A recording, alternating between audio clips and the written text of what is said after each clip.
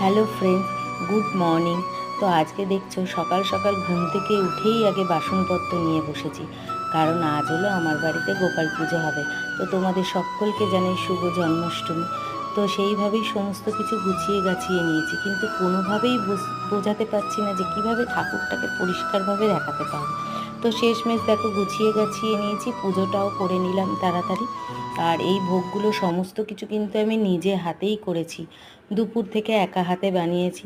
তো চলো গোপালকে সুন্দর করে আগে পুজোটা করে নিই। জায়গাটা তো ছোট্ট, তাই একটু অসুবিধা হচ্ছে, কিন্তু আমার গোপাল আমার এইসবেতেই সন্তুষ্ট। তো দেখেছো কি কি প্রসাদ বানিয়েছি, তোমাদের দেখিয়ে দিলাম। আর কি এই দেখো এরকমভাবে সন্ধেবেলা গোপালকে সাজিয়েছি। পাশে আমার আছে ছোট্ট গোপাল, সেটা হলো আমার মায়ের গোপাল। আর সকালবেলাও এক সাজিয়েছি, আর সন্ধেবেলা এইটা হলো সকালের সাজ আর এটা হলো সন্ধ্যের সাজ। আর আশেপাশে দেখো একটা গোপাল পুজো হয়েছে, সেটারও তোমাদের ছবি